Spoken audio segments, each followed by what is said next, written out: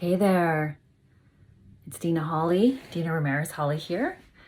I wanted to share a story with you about a boundary that has served me really well, that I should have set a lot earlier in my life and my career as a hiker here where I live in Eastern Washington.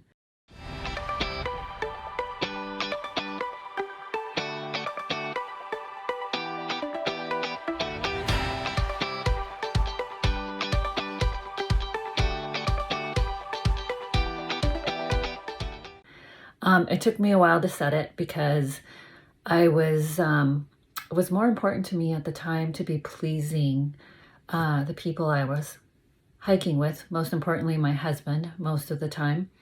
Um, so yeah, this story that I'm going to share with you is that I'm a hiker.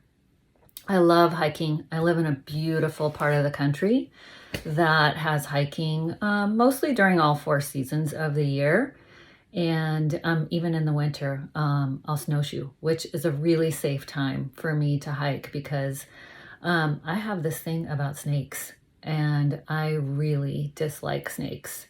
So I used to hike, well, let me just tell you, in our part of the country, we do have 4 seasons. And in the summertime, it is very hot, like a desert here. And in the spring, it is very warm and then gets hotter and hotter as summer approaches.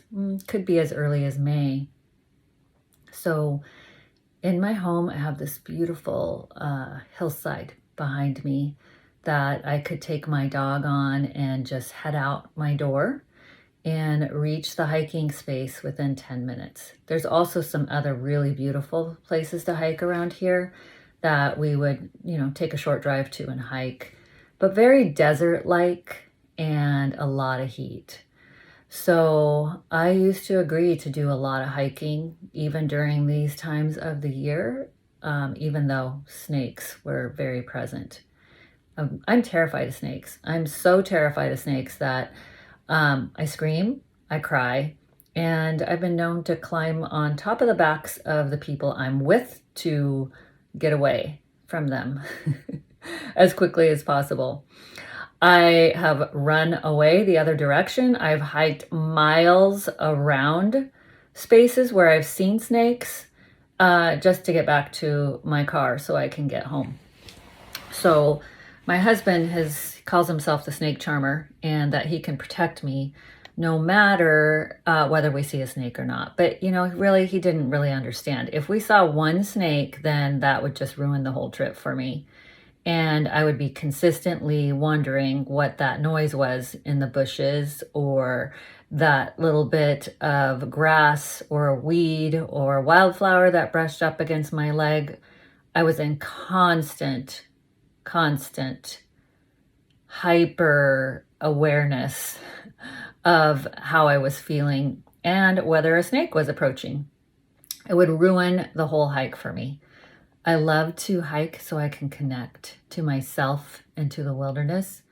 And being fearful of snakes was totally keeping that option out for me. I was in just an extreme state of nervousness and I was not enjoying myself. So I had to really set the hard boundary with him that no, hiking in these areas at this time of year was not going to happen for me, and that I was doing this so I could enjoy myself. And it felt like a very selfish decision. But in the long run, it has served me so much better. And what has happened and what's changed for me is that we are now hiking in the time of year where it's high snake season in the lower parts of the valley where it's very dry and desert-like. We are now traveling and hiking in the higher portions of the mountains near us that are not riddled with snakes, that it's more, and it's just other wildlife like bears, and deer and not so concerned about the bears, but it's beautiful and it's cooler temps and it's got beautiful trees and it's just so much healthier for me. And we are higher and the views are better. So there was so much to gain from setting this boundary of hiking in the lower part of the valley and heading up to the higher part of the valley, at least for this time of the year. And I'm really just want to express to you that by making the boundary and allowing the people around me to respect my boundary, that things changed and they changed for the better.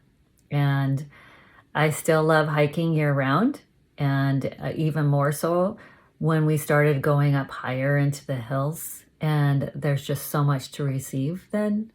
And hiking in the lower part of the valley is okay still. I just do it in the time of year where it's not a high risk snake opportunity. So I just encourage you to lean into what serves you better and what's not stealing your joy, because my joy was stolen from me when I would be hiking and running into snakes. I just would ruin the whole rest of the trip. If I was 5 miles in and still had 3 miles to head back, those last 3 miles were really miserable. So I just encourage you to lean into what you are agreeing to. What boundary are you not setting that you need to set because your joy is being stolen from you? The thing that you really want to enjoy and be a part of might not be happening because you have not set a boundary. So, yeah. Think about what boundary needs to change for you so you can receive more joy and really enjoy and love what you're doing. Bye. This is Body Mind Living with Laura Wick. Thanks for watching.